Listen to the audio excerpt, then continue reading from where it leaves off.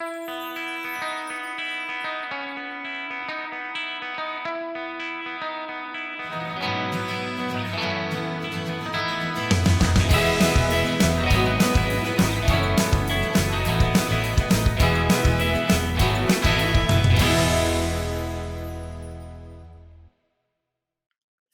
is Imam Malik Mujahid, and you're watching Muslim Network TV. Muslim Network TV is always there 24/7 on Galaxy 19 satellite, Amazon Fire TV, Roku TV, Apple TV. You can download our app or go on our website, muslimnetwork.tv. And if you're one of those people who are always watching everything on YouTube, remember to watch there and subscribe as well. Today we'll be talking with someone who's raised while organizing people, who has a heritage which is cherished in America, and a whole lot of people in the world are thankful for the struggle and the organizing, and it has become a part of American genre. And I will be talking with Cesar Chavez son, Paul Chavez. Welcome to Muslim Network TV, brother. Good morning. I'm glad to be with you. Good morning. Paul Chavez is president and chairperson of the Cesar Chavez Foundation. Tell me, Cesar Chavez has been recently in the news because President Biden, the closest bust of anybody he has is, bronze bust of Cesar Chavez in the Oval Office. How did it came about? Well, we were shortly before the inauguration. There were some informal conversations about using the bust that we have here at the National Chavez Center, which is a part of the national monument that President Obama established. And so, there was informal conversations, but actually, it was the Monday morning before the inauguration that there was a formal call with members of the National Park Service and people from the White House, where the formal request was made to use the bust. And so, of course, we agreed to it, but and so, it was really a question of getting it crated and boxed up and shipped out on Tuesday afternoon, actually, so that it would be there in time for Wednesday morning at 10 o'clock. But, it's amazing what can happen when you have that si se puede attitude. Yes. We were able to ship it off, and they confirmed that it arrived. And so, what we knew was that it would be in the Oval Office, but we didn't have any indication of the location. And so I have to admit that when we actually tuned in to see the President Biden begin to sign the executive orders, I was prepared to sneak around and look and see if I could spy it someplace in the corner. And lo and behold, it was right behind him amongst pictures of his family. And so we were thrilled as family members, but I think more importantly, as Latinos who have suffered these last 4 years, we were given hope that a new day was dawning, and so we greeted it with a lot of enthusiasm and happiness. I hope he really cares for him, and instead of just using it for political purposes, because Latino are a major constituency, I hope he draws some vibrance from the idea and the organizing. President Biden is not an organizer, but President Obama was an organizer who got. First time I knew what CISA is when in 2006. There were about 1.2 million people, according to Chicago police, who marched. Right. And CISA I learned from Latinos at that time, way before I came to know that, yes, we can. It's a translation. How that came about? Well, we would love to take credit for it, but in subsequent years, when we had the chance to speak with President Obama, he talked to us about how my father's example and as a community organizer inspired him to go out and do work there in the south side of Chicago. and it was a message that he carried with him. And so, I think that it came from working with people who many times faith may wane a little because of the oppression that's weighed upon them, and sometimes they can believe that you can't make a difference.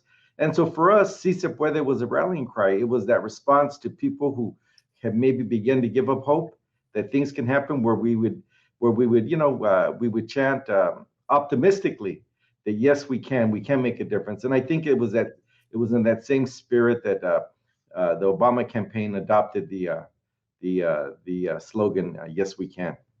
So, do you think that your father started that as a slogan, or he borrowed from someone else? Well, it was started in, my father.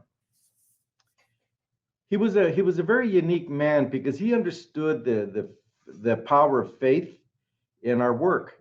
Many times, especially progressives, we tend to reject our faith as a tool to help us in the struggle for justice. My father fully embraced it. And some of the traditions that he followed was this one of penance and sacrifice. He would fast. He wouldn't do hunger strikes.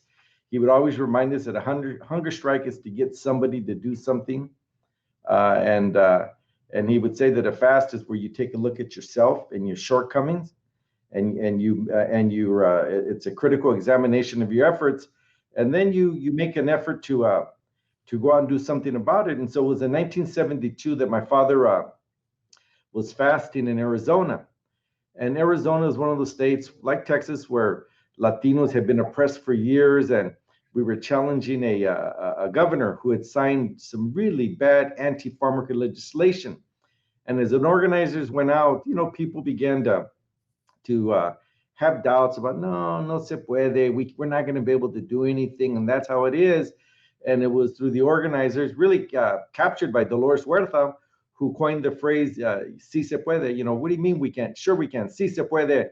And it became a rallying cry. And the interesting thing is that, we look at the election of those two Democratic senators from Arizona, something that I didn't think I'd see in my lifetime. And it's amazing because many of the Latino activists who are active and have assumed roles in civic and political leadership roles in Arizona will actually trace their initial engagement in politics and community affairs to that fast and being involved in the campaigns that came out of that 72 fast. So it's amazing how this work that's done. It ripples and it continues to impact generations after generations. His organizing farm workers he was more known, but so he's not only icon of labor movement, but he is considered an icon of civil rights movement as well. What is the reasoning that he is considered an icon of civil rights movement? Well, and it's true. Many people, will look at him and they'll see a small brown man that worked with migrant workers in rural parts of the state. But the fact is that his works spoke to deeper issues of opportunity for everybody, and that the bounty and the promise of this nation would be extended to all. And so while he did work with farm workers, his work really attacked this terrible sense and this profound level of poverty and despair that had beset the community. For 100 years before my dad began organizing, every attempt to organize farm workers had been brutally crushed. And so there wasn't much hope, and farm workers faced discrimination. Well, they faced very tough working conditions, low pay, and it was just a terrible place to be in, lack of opportunity. But the fact is that when they left work, they would go home to a whole different set of problems. The lack of affordable housing and quality educational opportunities for our children, and we were excluded from the communities that we made rich through our sweat and labor. And so he understood that while the union would address economic issues at the workplace, he understood that the fight was really about something much larger. It was about respecting people's contributions and offering them full opportunities in this great nation of ours. And so I think that's why people have begun to look at his work, because it attacked issues not just in the workplace but in the community as well. Hmm. What is the, Paul, what is the current state of farm workers? Well, while we're very proud of past accomplishments, farm workers have been excluded from every major piece of federal legislation that protects workers. But through the efforts of my father and members of the United Farm Workers and other people who care about justice, farm workers have begun to get some benefits. Unfortunately, it tends to happen more at the state level. But farm workers were excluded from workman's compensation. There was no disability insurance. There was no unemployment insurance, and now we have that in states. It's not guaranteed by federal legislation, but different states have provided that. We have organized workers throughout the West, and bringing in better conditions and benefits and pensions for workers who have worked uh, for many years in agriculture. But we're also cognizant that much work remains to be done. My father passed away over a quarter of a century ago. And since that time, there's been new generations of immigrants that have come in, people who are desperately looking for a better life, and who all too often fall prey to unscrupulous labor contractors and employers who take advantage of their need. And as a result, have people working for less than minimum wage and in terrible conditions. And in those cases where workers are undocumented, they prey on their I guess, on their willingness to come forth because of their lack of legal status. And so there's much work to be done, but the work continues. We know that in this struggle, you only lose when you give up. And so we're committed to this long, hard struggle of representing workers and improving their lives. What are the current campaigns of farm workers? Well, the United Farm Workers, and I can only speak from the sidelines because I'm not a member of the board of directors. But in conversations with them, you had mentioned earlier about the bust behind the president's desk. That hopefully it's more than a prop. And that's always our concern. We've been in this business long enough, and we know that there's times that people will look to embrace my father's legacy and sometimes not follow through on some of the important things.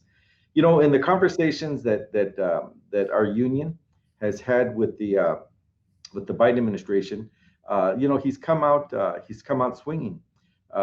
Some of the first executive orders address the issues of DACA, this young folks that came to this country and that are more American than anything else, but have been demonized by the past administration. He's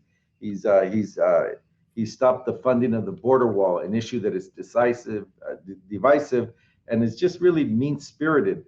And also they're working with us to introduce legislation for the for rehaul of the immigration laws of this land. And so, in his first, he's been in office now for what, a month now. Um, we believe that he's hit the ground running, but we also understand that it's progress and it's legislation that we need to protect people, and so we're working with him on those kind of items. Do you have any idea how much farm workers get paid right now by average? Well, it depends. It depends on the industry and the work. They're and also where people are at by state. And so some states people are making nothing minimum wage, and the minimum wage will actually vary by state. There's no federal minimum wage. In California, farm workers have overtime, but not in other states, and so they don't make very much, and in most cases, it's minimum wage. Now, there are some places where workers will work piece rate, where they earn so much per unit produced, and in those situations, people can make a little bit of money. But what we've seen is that it's for extremely short periods of time, But the other thing is that because of the brutality of the work and the pace that people put their bodies through, bodies break down and they won't last more than 6 or 7 years. And so it's really it's an inhumane system Hmm. that takes the best of workers and gives little in return.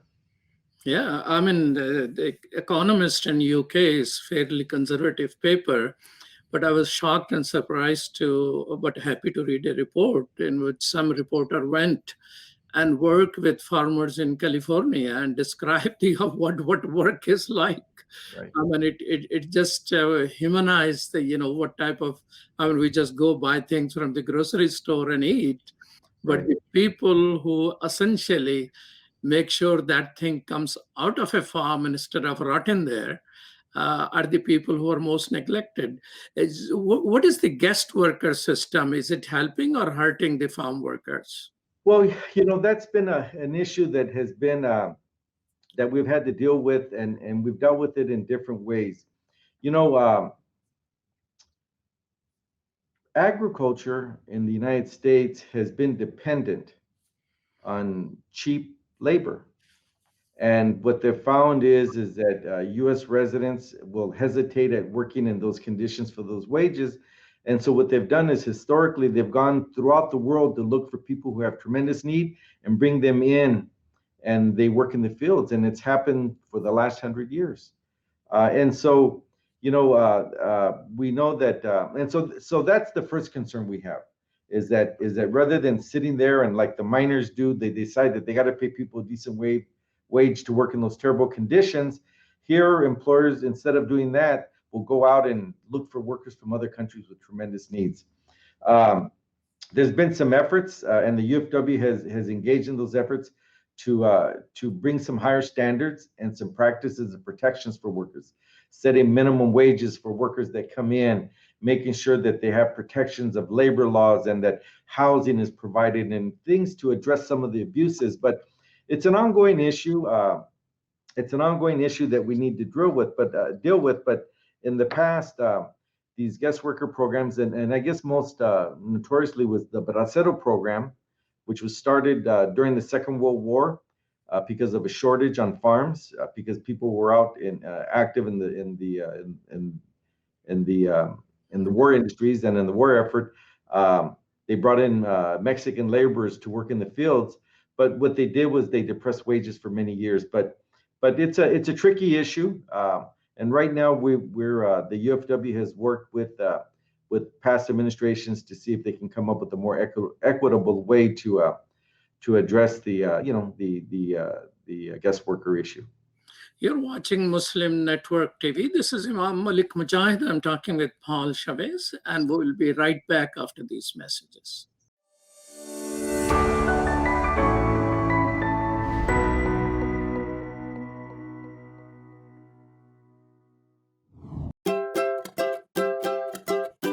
Assalamu alaikum. My name is Adam. You remember me? I appeared in so many episodes that Sound Vision has put on the market. No matter what. Hey, what's happening? Hey, oh, sorry. Lockdown is what it is. Well, continuing here. In this lockdown, Sound Vision never stops thinking about you, the viewer. We'll have to get back into production again, online and inline. Everybody in their own space, even me. Although I'm stuck with Lanisa. Salam! Salam! Salam! I know, you were shocked too. Well, let me continue. This is what I was going to say. Salam! Salam! Salam! Cut! Finally, I get my own screen time again. Thank God. And so we invested in new equipment to bring you even better production with new songs and new singers and animations. Well, here are a few clips.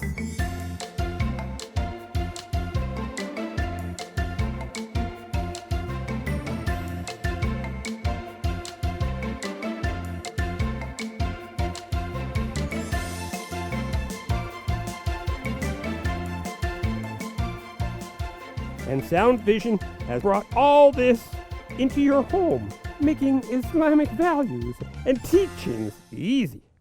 And if you know me, Adam, a multi-talented actor, well, sometimes I'm an actor and the reporter and the... Oh, that's enough. Let's move on to the next section. Well, you can watch these new episodes on our new app at www.adamsworldapp.com. We have previews happening every day on Muslim Network TV. Sound Vision has been serving generations, moving and changing with the times. We are all faithfully connected.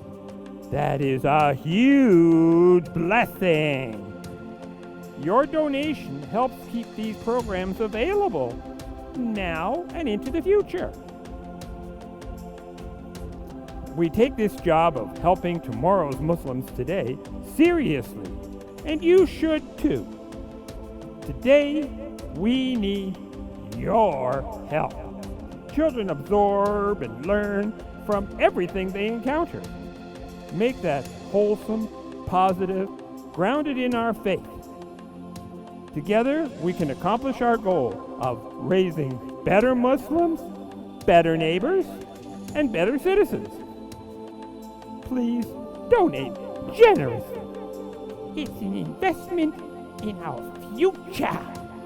But to finish, let me tell you, there are new scripts on my new mission.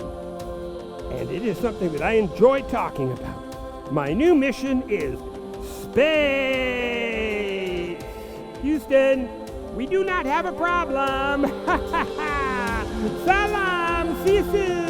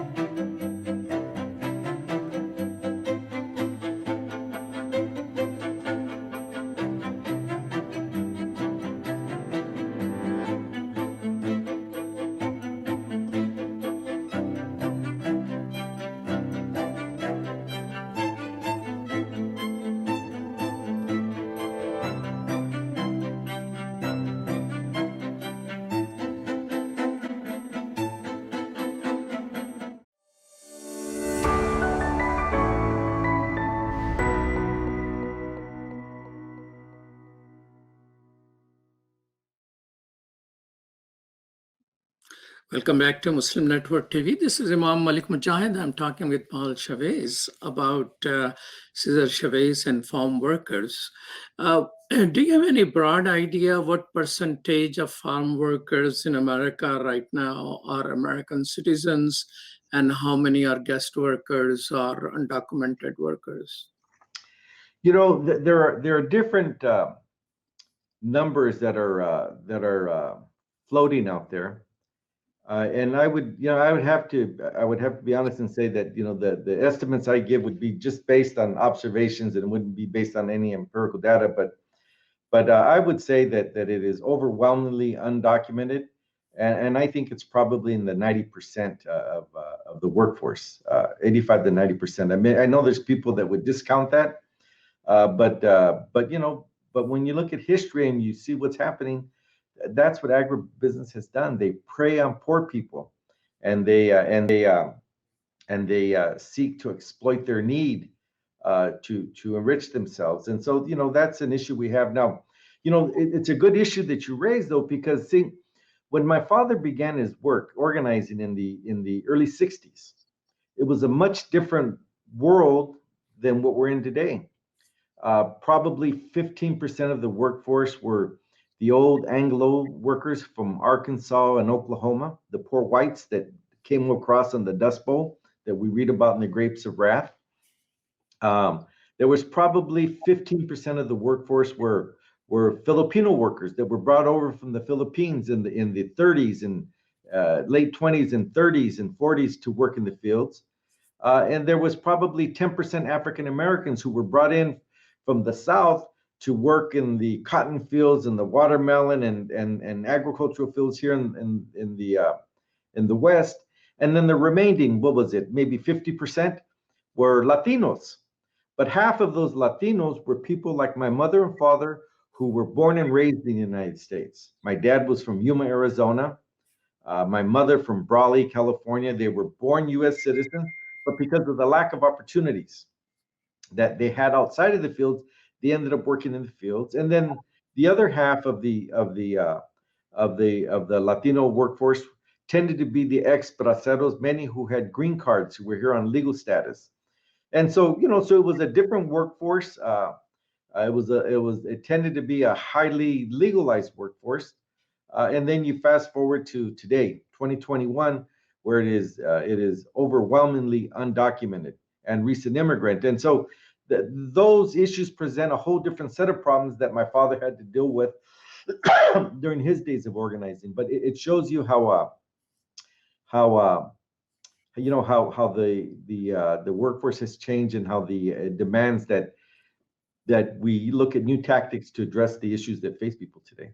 So that explains why he preferred to stabilize wages. He was not in support of undocumented workers at that time. Oh yeah, Yeah. no, not at all. Yeah. I'm gonna be very clear is that my father didn't believe that anybody had a right to break a strike. He knew that when poor people made the determined decision to walk off the job, that they were taking food out of their kids' mouths in order to provide for a better day. And so whenever people came to replace them, strike breakers were brought in, he had no tolerance for it. And he was very active in fighting all forms of strike breaking. But it's important to know that our movement is a movement of immigrants, and he made sure that when the organization was founded, that there was no limitations on who could be members. Everybody was welcome if you worked in the fields. When programs were set up, they were set up with the idea that everybody should receive benefits. We have many people that receive pensions today sent to their families in Mexico. They were immigrants.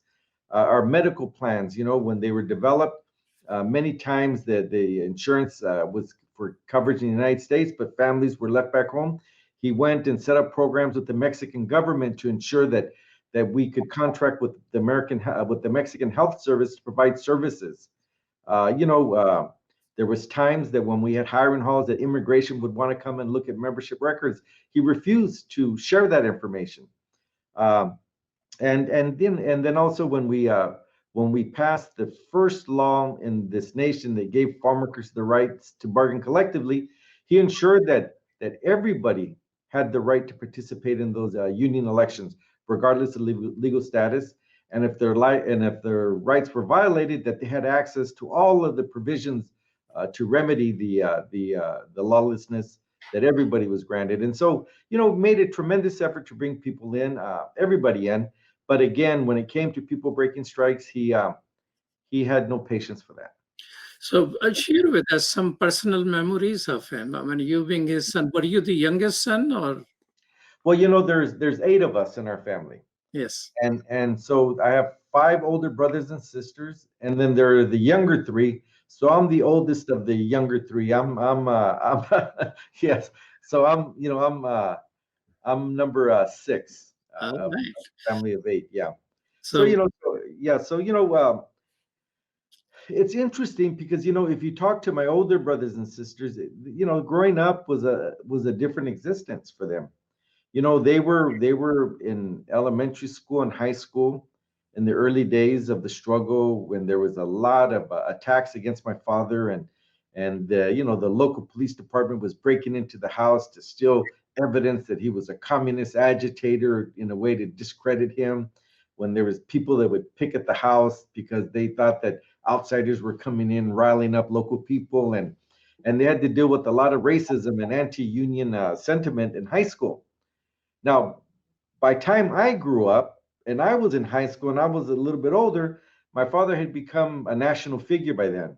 And so it was a little bit different for me than my brothers and sisters. But you know, the thing that I remember about my father was that he was an extremely busy man. And we learned at a at an early age that we would have to share them with others. And so, you know, when we grew up and we would go and play softball games, you know, our friends' parents would be there cheering them on. In many cases, you know, my father wasn't there because he was out organizing. Uh, you know, when kids would be picnicking with their parents, we'd be with my mom, but my dad would be out in some organizing campaign or speaking to workers, rallying them to stand up for their rights. So we knew that we'd have to share them. But what my father did, though, was he made sure that this movement, that his work was big enough that he could include all of us. And so while we didn't go to those baseball games, we went to marches, right? And we went to union meetings and conventions, and we were with him on picket lines. And so he made sure that we could participate in the work that he was doing.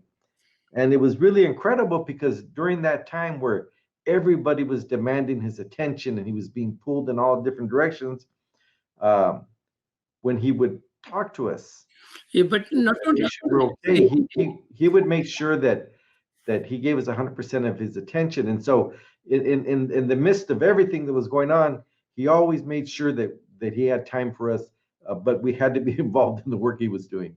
I hope you had study school because he's reportedly attended 38 different schools before the 8th grade.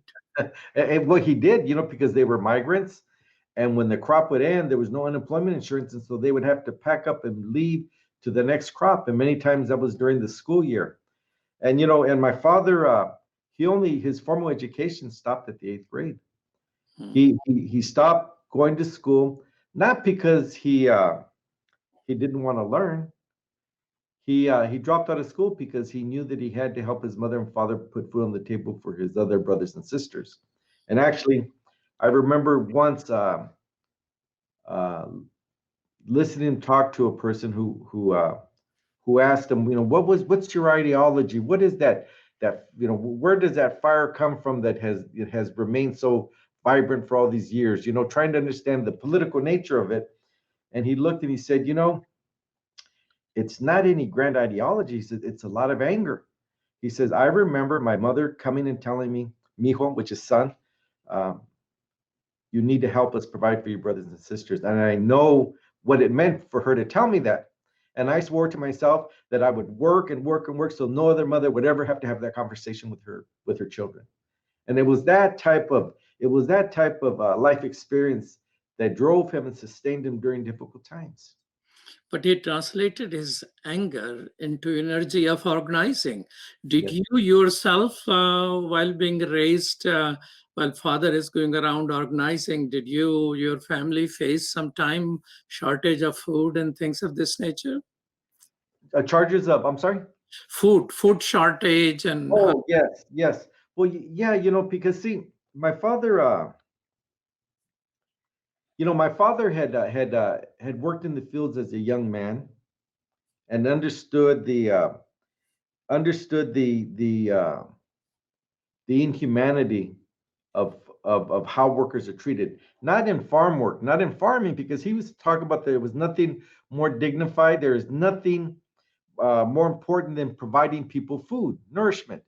What he talked about was the way that people were treated was the inhumane thing, and he always felt that somebody should do something. But like, you know, like many people who work in difficult jobs, they want better for their children, and so their goal is to get out of the fields, get out of the steel mill, get out of this, and offer something better to their children. And so my father, you know, was actually able to leave the fields, and he ended up in an urban center in San Jose, California, and was working in a lumber yard in different places, and you know, was looking to have different opportunities in life.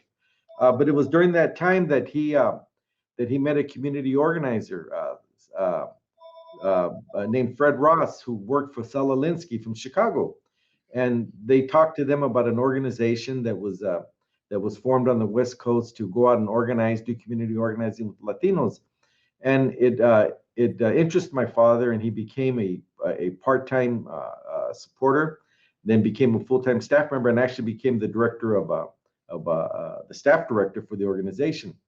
But he always had this feeling that somebody had to do something about farm workers. He would drive up and down the states from his meeting, and he would see people bent over in the sun, and he couldn't forget those days that he was out there. And my mother would talk about, my mother was a woman of few words, very tough woman, but a few words. And my father would come home and complain and say things like, somebody should do something about that. And she would listen, and somebody should do something about that after the next trip and the next trip and the next trip. And it got to the point where my mother sat down and she said, why don't you do something about it? And it was through her encouragement and support that they gave up the best job that they ever had. By that time, my father was living in East LA. He was on his way to middle-class life. He had a salary. They had a home. They didn't have to worry about putting food on the table. He was driving a Volvo in the late 50s. How many Latinos were driving Volvos? He was wearing. How many Americans were driving Volvo? Right. He was wearing suits to work. And so it was a different. And what he did was he had $2,000 in savings, and he quit his job and he went to Delano. And he began his work of organizing, and he just basically believed that if you become a servant of the people, they'll take care of you. And it was a tremendous leap of faith. I remember him talking about it once, worried about, I have 8 children and a young family, and how am I going to support them? And how am I going to do this thing that people have attempted to do for 100 years before him and had failed? And they had a lot more resources and a lot more education. Not only just failed, but got killed, murdered. Well, exactly, right. It's a personal risk for 8 children and a wife getting into a business, which is nothing but a danger. Right. You're watching Muslim Network TV, and we are talking about Cesar Chavez with no other than his son, Paul Chavez. And we'll be right back after these messages.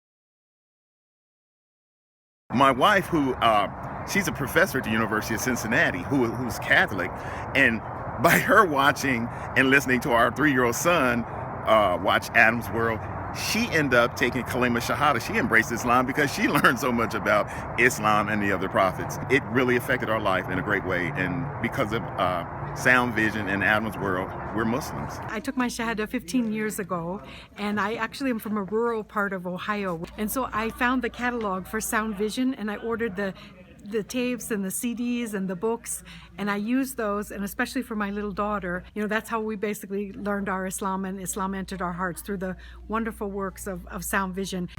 Okay, assalamu alaikum, brother. I just want you to know that I love the Sound Vision website, that a lot of times when I'm looking for information, especially as it relates to homelessness, domestic violence, and women issues, I go to that website, and then I see what you've written, and then I copy and paste it and spread the word, because the wisdom is there, so I can't do any better than what Sound Vision has already done. Sound vision is our survival guide. It is the organization that provides skills for Muslims how to survive and thrive in this community here in the US. Assalamu alaikum, my name is Anam, I'm in 11th grade, and I grew up with Adam's World, and what it taught me was unity, respect, and love for the Muslim Ummah. Adam's World is the greatest show ever made. Take me to the Kaaba, man. I love that puppet.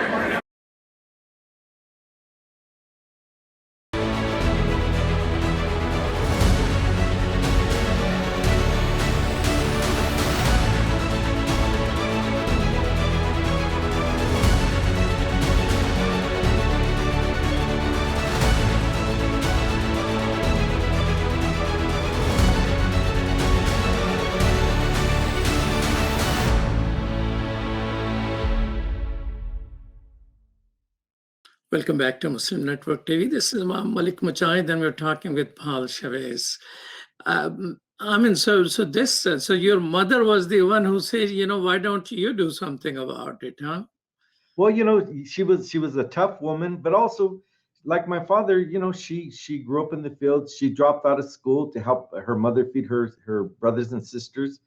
They lived in a converted horse barn for a wealthy grower.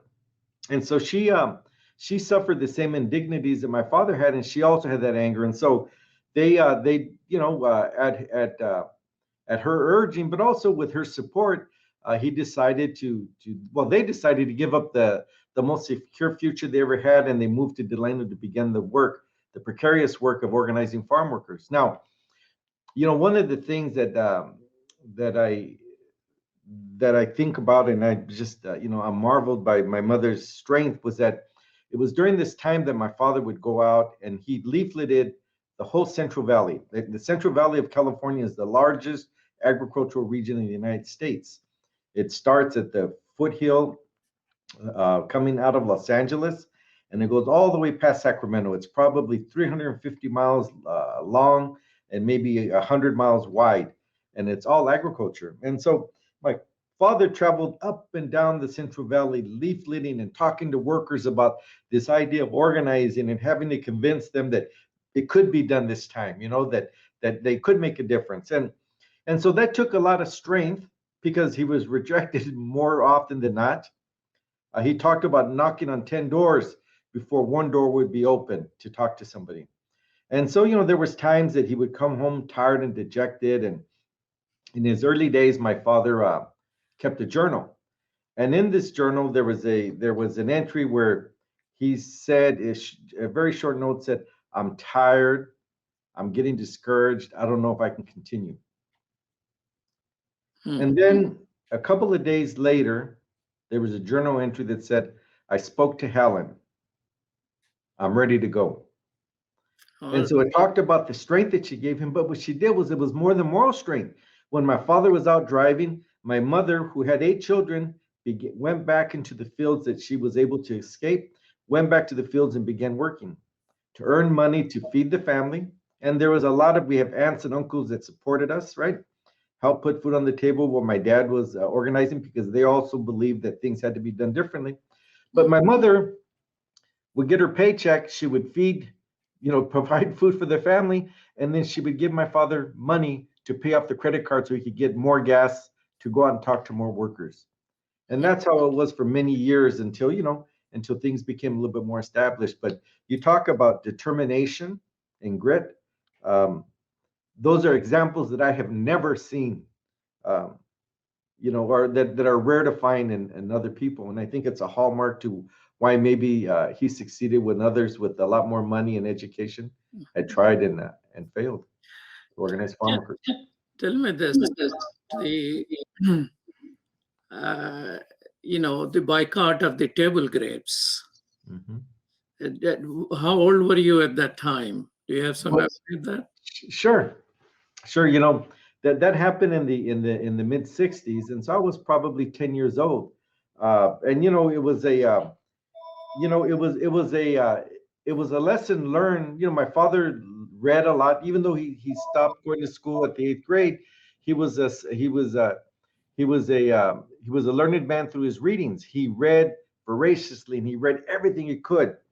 I know that he read the teachings of Mahatma Gandhi, of Dr. King, and he looked at how they were able to use nonviolence and channel that anger into active nonviolence to challenge power and authority.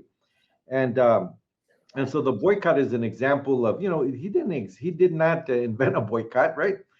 There was some tremendous examples of it being very powerful, but he was the first one to use it in a labor setting. But again, I think that boycott really spoke about the tremendous faith he had in the goodness of people. He really believed that housewives and consumers thousands of miles away from farm workers, many who had never seen a farm worker a day in their life, that if they heard their story and understood their conditions, that they would support them by not buying grapes. And again, it talks to this tremendous faith he had in people. He believed that farm workers, the poorest of this nation's poor, could take on the biggest, the most powerful industry of the state and prevail. And at the same time, he believed that consumers that had no direct ties to farm workers, he believed that if you went and you talked to them about the things that were happening and appealed to the humanity, that people would respond in kind. And so I think that the organizing talked about this great faith in humanity, and the boycott was the other part of it. And so it took a lot of organizational skills, but at the foundation of that was this tremendous faith he had in humanity. I want you to know, many times when I pick up grapes, I think of your father. Yeah. The connection of people knowing what they're eating and what sacrifices and what effort and struggles goes with it. Is you also shared with us, and I like to talk a little bit about it, Naji Daifullah. Daifullah literally means the guest of God.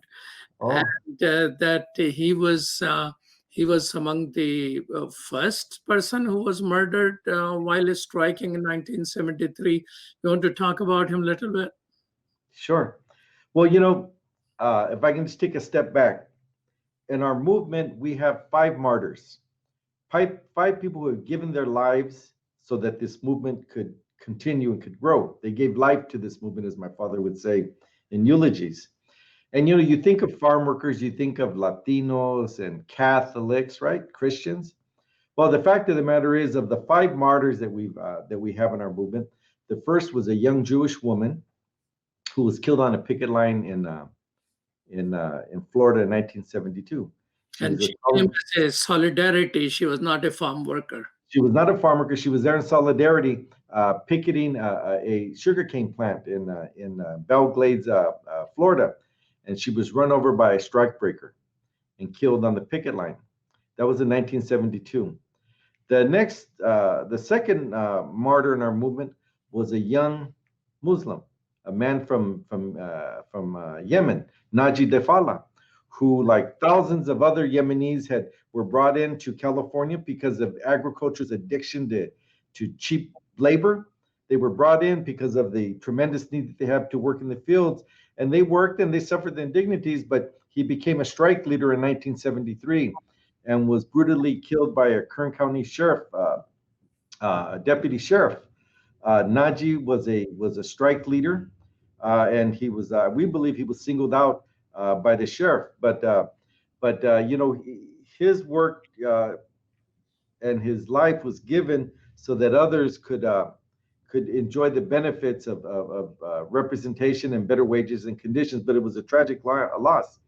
And then the subsequent 3 other martyrs were Latinos. But the fact is that, when you think about this farm worker movement, Latino movement, the fact is that we have 5 martyrs.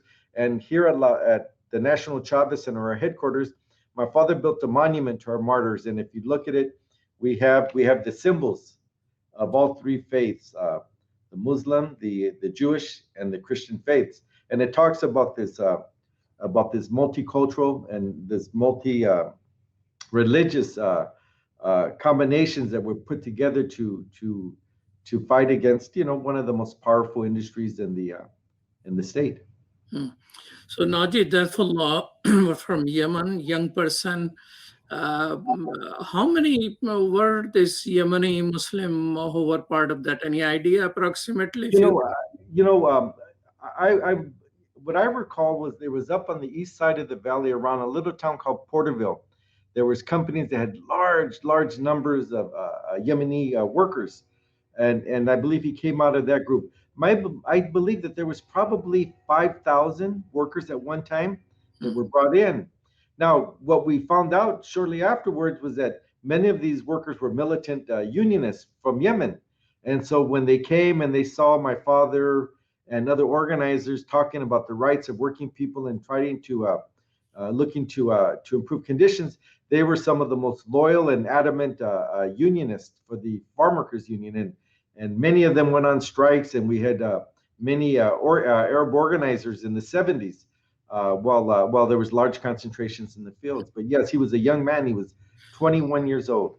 So Najib Afullah was not only hit on the head, but as he was bleeding, Sheriff dragged him from his feet. Right. You know, it's at a little town that's probably 20 miles from where I'm speaking to you today. And he was clubbed and he laid on the ground bleeding. And the sheriff, Najib was a small man, probably 5'1", 5'2". And this sheriff was like 6'4". And after he swung and hit him with his flashlight, he began to bleed profusely. He grabbed him by the foot and he dragged him on the sidewalk, and there was blood stains on the sidewalk there. But it talked about the brutality in which farm workers had to do their work. You know, my dad understood that when you went against the growers, you were going after a whole political system.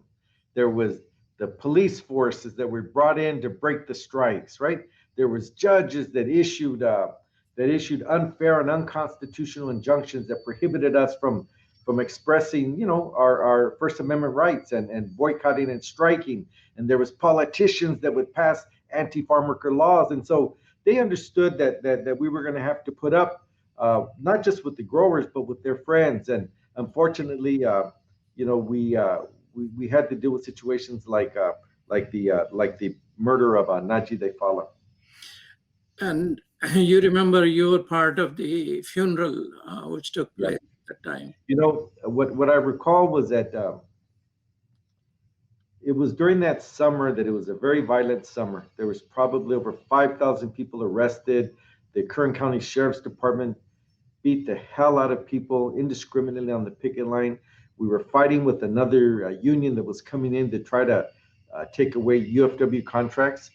And they brought in goons that would beat up strikers, and it was a mess. And Najib was struck. I believe it was on August 17th in 1973.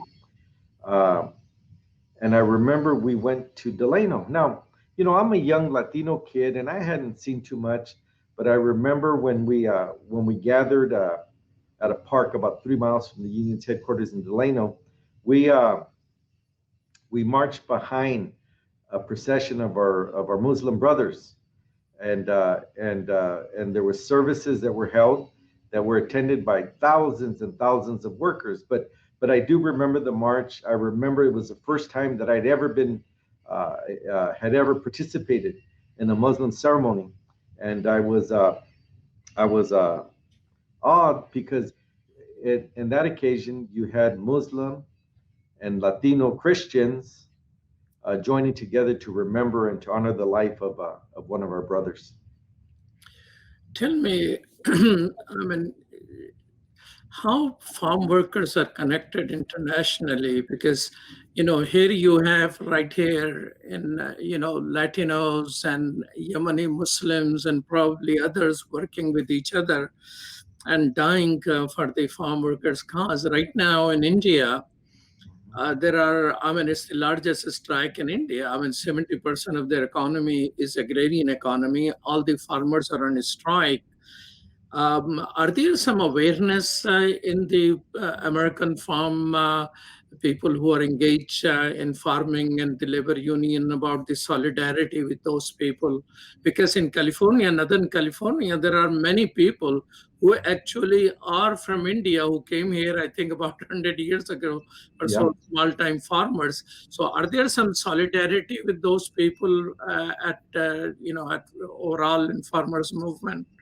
Well, yes, there is, and it's growing. Our foundation recently issued a statement on the struggles of the small Indian farmers last week, and we issued it, and it's been shared with members of the Indian community here in the Central Valley of California, throughout California. But there are many parallels. Our fight has always, we understand the importance and the role that agriculture plays in providing nourishment to the societies in which we live. But unfortunately, all too often, whether it be in the United States or in India, we provide the greatest bounty of food that this land has ever seen, but all too often we don't have enough, or we have to struggle to put food on our own tables. And so it's from that point of view that we stand in solidarity with our Indian brothers, the small farmers who are looking to overcome the restraints that are trying to be placed on them. The struggle here with farm workers in the United States is shares many parallels with our brothers in India. Paul, let me ask you a very personal question. Who will physically discipline you, mom or dad? The funny thing is that my mother was the disciplinarian. My father, I think about, when it comes to a father, he was pretty liberal, right? In certain aspects. When it came to my sisters, he was a very traditional Mexican father, right? If they went out, the brothers had to go with them. They had to be home at a certain time. But I remember, excuse me, times that my mother would become angry because of mischief, and she would tell my father, "You need to discipline him. You need to spank him." And he would take us into the other room and he would say, "Listen, I really don't want to spank you. What you did is wrong. I hope you recognize it." "Yes, we do, Dad." By then we'd be crying. And he says, "Well, listen, your mother expects me to spank you. So what I'm going to do is I'm going to spank the pillow. and I want you to cry. And this way your mother will feel that I did my job. But between me and you, we know that you learned a lesson." And so those are some of the things that I remember. It was my mother that was the disciplinarian. So tell us, we just got a minute left. Tell us, what are the most important lessons which you have learned from your father? I think the biggest lesson is that our work, the work of fighting for justice, it's not like a baseball game where after so many innings, whoever has the most runs wins and the other loses. It's not a political campaign where candidates talk to voters, and on election day, whoever gets the most votes wins and the other loses. He made it clear through his life's example that you only lose when you give up. If you look at his life, you'll see that he suffered more setbacks than victories. Yet each time he faced a setback, he would get up and dust himself off and he would go back to work.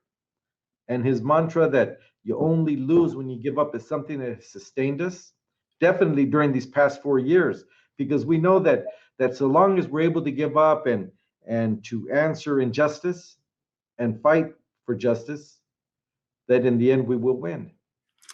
Well, thank you so much, Paul Chavez. Truly appreciate your time. Paul Chavez is president and chairman of the Cesar Chavez Foundation and his son.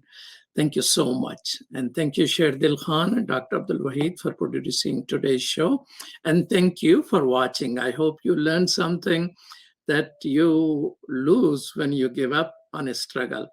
If you eat, you owe it to farm workers. Each time you're praying before you start your meal, think of those people and pray for them. And if you're able to contribute to their struggle, so they live as well as we do. And that's what the teaching of all the prophets sent by God to us. And thank you so much for watching. you're watching Muslim Network TV. Stay tuned for other programming. We are 24/7 on Galaxy 19 satellite, Apple TV, Amazon Fire TV, Roku, and our own website, muslimnetwork.tv. You can download our app or watch on YouTube, Muslim Network TV. As you see at that. Peace. Salam.